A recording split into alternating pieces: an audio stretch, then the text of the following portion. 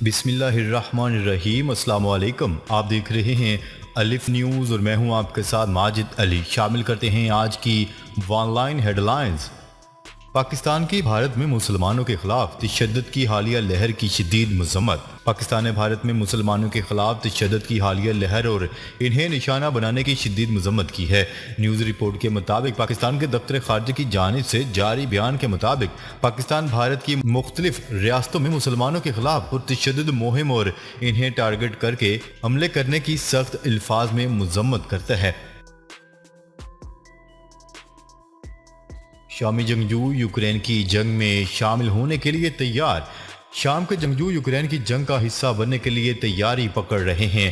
News report کے مطابق ایک تجرباتی رپورٹ کے مطابق 2017 میں جب روسی صدر ولادیمیر پوٹن نے شام کا دورہ کیا تھا تو وہاں کے ایک جنرل کے سامنے ان کی اس ڈویژن کی خصوصی تعریف کی گئی تھی جس نے باغیوں کے خلاف طویل جنگ لڑی تھی۔ اس وقت صدر پوٹن نے جنرل سے کہا تھا کہ ان کا تعاون مستقبل میں ایک اہم کامیابی کی طرف لے جائے گا۔ اب بریگیڈیئر جنرل سہیل الحسن کی ڈویژن سے تعلق رکھنے والے کثیر تعداد میں جنگجوؤں اور نیم فوجی دستوں کی خدمات روس نے حاصل کر لی ہیں، جن میں وہ جنگجو بھی شامل ہے جن کو روس نے تربیت دی تھی۔ اسی طرح سابق باغی شامی فوجی اور وہ تجربہ کار سپاہی بھی ان میں شامل ہو گئے ہیں جنہوں نے داعش کے خلاف برسوں جنگ لڑی۔ شمالی کوریا کا نئی قسم کے ٹیکٹیکل گائیڈڈ ہتھیار کا کامیاب تجربہ۔ شمالی کوریا میں نئی قسم کے ٹیکٹیکل گائیڈڈ ہتھیاروں کو تجرباتی طور پر فائر کیا گیا۔ ہتھیاروں کا یہ نظام ملک کے ٹیکٹیکل جوہری کارروائیوں کے مؤثر پن کو تقویت دے گا۔ بین الاقوامی میڈیا کی رپورٹ کے مطابق شمالی کوریا میں نئی قسم کے ٹیکٹیکل گائیڈڈ ہتھیار کو تجرباتی طور پر فائر کیا گیا ہے۔ ملک کی حکمران پارٹی کے اخبار میں خبر شائع کی گئی ہے کہ یہ ہتھیار شمالی کوریا کے رہنما کم جونگ ان کی موجودگی میں داغا گیا۔ رپورٹ میں کہا گیا ہے کہ یہ ہتھیار کم فاصلے تک مار کرنے والا بیلسٹک میزائل تھا جس کا کامیاب تجربہ کیا گیا۔ روسی وزارت دفاع کا کہنا ہے کہ یوکرین نے روسی فوج کے سامنے ہتھیار ڈالنے والے فوجیوں کو گولی مارنے کا حکم جاری کر دیا۔ روسی وزارت دفاع کے نمائندے نے ایک بریفنگ میں کہا ہے کہ لوہے کے پلانٹ میں محصور یوکرینی فوجیوں کو ہتھیار ڈالنے کی پیشکش کی گئی تھی، لیکن کیف حکومت نے ہتھیار ڈالنے پر مذاکرات سے منع کر دیا۔ انہوں نے کہا ہے کہ یوکرینی فوجیوں اور غیر ملکی کرائے کے فوجیوں کو حکم دیا گیا ہے کہ جو بھی یوکرینی فوجی ہتھیار ڈالنا چاہتا ہے اسے گولی مار دی جائے۔ روسی ذرائع ابلاغ کے مطابق اس وقت لوہے کے کارخانے میں 400 کے قریب غیر ملکی فوجی موجود ہیں، جن میں سے زیادہ تر یورپی ممالک کے شہری اور کینیڈا کے شہری ہیں۔ یوکرین میں پیوٹن کو روکنے کے لیے امریکی فوج بھیجنا ہوگی۔ ایک امریکی سینیٹر کا کہنا ہے کہ یوکرین میں پیوٹن کو روکنے کے لیے امریکی فوج کو بھیجنا ضروری ہے۔ تفصیلات کے مطابق امریکی ٹی وی کی میزبان مارگریٹ برینن کے ایک سوال کے جواب میں امریکی سینیٹر کرس کا کہنا ہے کہ امریکہ کو یوکرین میں پیوٹن کو روکنے کے لیے اپنے فوجی بھیجنا ہوں گے۔ صدر جو بائیڈن کے قریبی اور سینٹ کے اتحادی کے طور پر تعلق رکھنے والے سیاستدان کرس کونر نے یوکرین میں روسیوں سے لڑنے کے لیے امریکی فوجیوں کی تعیناتی کا خیال پیش کر دیا۔ ان کا کہنا تھا کہ انہیں خدشہ ہے کہ سابق سوویت جمہوریہ مشرقی یورپ کا شام بن جائے گی۔ سینیٹر نے اپنے انٹرویو میں کہا ہے کہ امریکی عوام یوکرین کے اس سانحہ سے منہ نہیں موڑ سکتے۔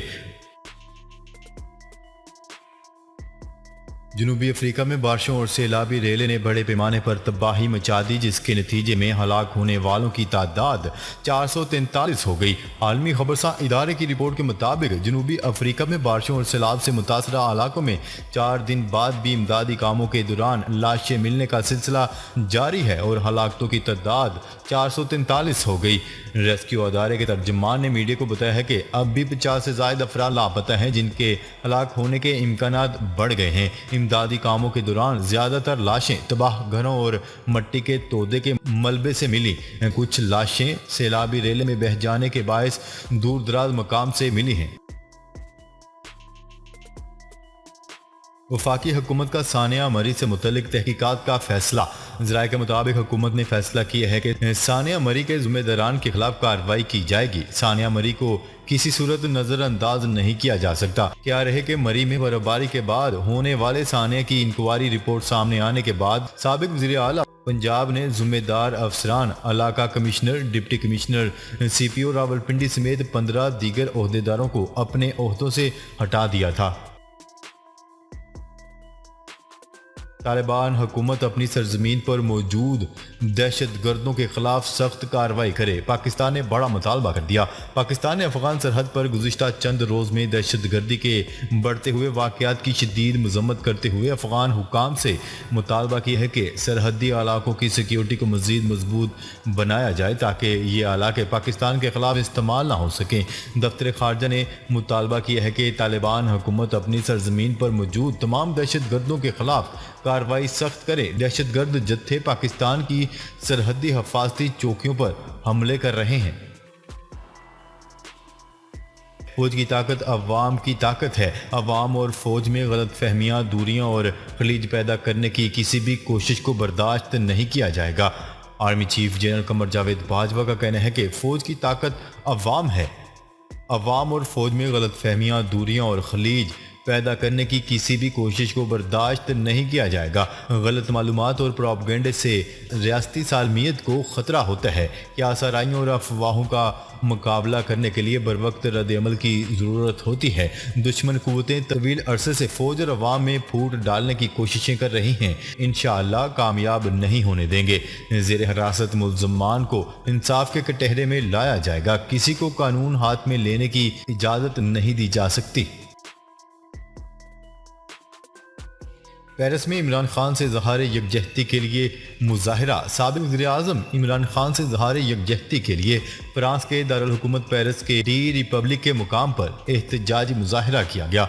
इमरान खान के साथ इज़हार यकजहती के मुजाहरे की कॉल PTI के मारूफ रहनुमा ज़ाहिद इकबाल हाशमी ने दी थी। नवाज शरीफ को डिप्लोमेटिक पासपोर्ट जारी करने के खिलाफ दरख्वास्त नाकाबिल समाअत करार।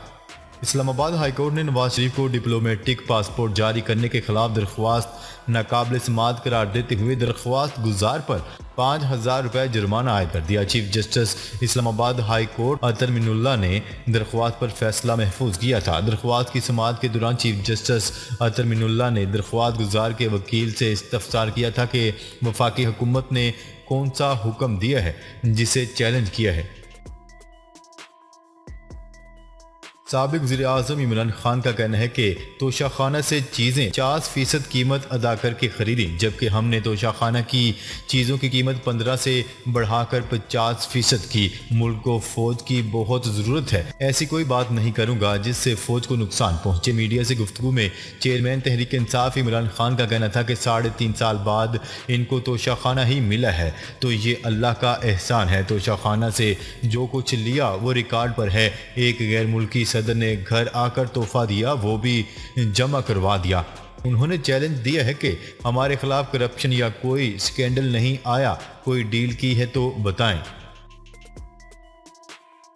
रूस का यूक्रेन पर मिसाइल हमला, 6 अफराद हलाक। रूस ने यूक्रेन के शहर लियोव पर मिसाइल दागे, जिसके नतीजे में 6 अफराद हलाक और मुतअद्दिद जख्मी हो गए। आलमी खबरसां इदारे की रिपोर्ट के मुताबिक रूस ने यूक्रेन के शहर लियोव पर मिसाइल हमला किया है। हमले में एक इमारत मुकम्मल तौर पर तबाह हो गई, जबकि 6 अफराद हलाक हो गए।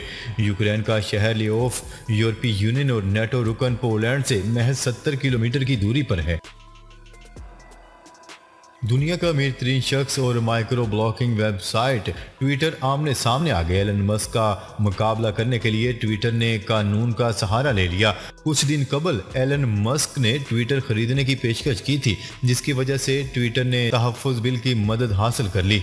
रॉयटर्स की रिपोर्ट के मुताबिक कंपनी ने स्टॉक मार्केट में अपने शेयर्स की फरोख्त रोकने के लिए अमरीकी कानून के तहत शेयर्स होल्डर का तहफ़्फ़ुज़ करने वाले बिल को अपनाया है, जिसके बाद कंपनी के शेयर्स को खरीदा नहीं जा सकता। एलन मस्क ने 2 दिन कबल ट्विटर के एक शेयर की कीमत तकरीबन $55 लगाकर पूरी कंपनी को $41 अरब में खरीदने की पेशकश की थी। پاکستانی نژاد برطانوی باکسر عامر خان بھی اسرائیلی جارحیت کے لیے بول پڑے، کہا فلسطین کی حالت پریشان کن ہے، فلسطینیوں کے ساتھ مسلسل بدسلوکی اور انہیں اذیت دی جا رہی ہے۔ عامر خان نے فلسطینی عوام کے لیے 50,000 پاؤنڈ دینے کا اعلان کرتے ہوئے کہا ہے کہ میری دعائیں فلسطین کے لوگوں کے ساتھ ہیں، اس مہم میں شامل ہونے والوں کی حوصلہ افزائی کرتا ہوں۔ عامر خان نے اپنے ٹویٹ میں فلسطین میں کیے جانے والے مظالم کی تصاویر بھی شیئر کی۔ روس نے یوکرین کے شہر ماریوپول میں یوکرینی فوجیوں کو ہتھیار ڈالنے کی پیشکش کر دی۔ وزارت دفاع کا کہنا ہے کہ ماریوپول میں موجود یوکرینی فوجی اگر انہوں نے اپنے ہتھیار ڈال دیے تو ان کی زندگیاں محفوظ رہیں گی۔ روس کی جانب سے یہ پیشکش ایک ایسے وقت میں سامنے آئی جب گزشتہ 1.5 ماہ سے روسی فوج ماریوپول کو فتح کرنے میں ناکام رہی۔ یوکرینی فوجی اہم بندرگاہ کا دفاع کر رہے ہیں۔ سردار تنویر الیاس بلا مقابلہ وزیر اعظم آزاد کشمیر منتخب۔ تحریک انصاف کے وزارت عظمیٰ کے امیدوار سردار تنویر الیاس بلا مقابلہ آزاد کشمیر کے وزیر اعظم منتخب ہو گئے ہیں اور انہوں نے حلف اٹھا لیا ہے۔ صدر آزاد کشمیر بیرسٹر سلطان محمود چودھری نے ان سے ان کے عہدے کا حلف لیا۔ سردار تنویر الیاس کو 33 اراکین اسمبلی نے ووٹ دیے۔ اسپیکر اسمبلی انوار الحق نے سردار تنویر الیاس کی کامیابی کا اعلان کیا۔ پاکستان تحریک انصاف کی طرف سے سردار تنویر الیاس نے کاغذات نامزدگی جمع کروائے تھے جنہیں سیکرٹری اسمبلی نے درست قرار دیا، جس کے بعد سردار تنویر الیاس بلا مقابلہ آزاد کشمیر کے وزیر اعظم منتخب ہو گئے۔ ناظرین، اب تک کے لیے اتنا ہی۔ مزید خبریں لے کر بہت جلد آپ کی خدمت میں حاضر ہوں گے۔ تب تک کے لیے اپنا خیال رکھیے گا۔ اللہ نگہبان۔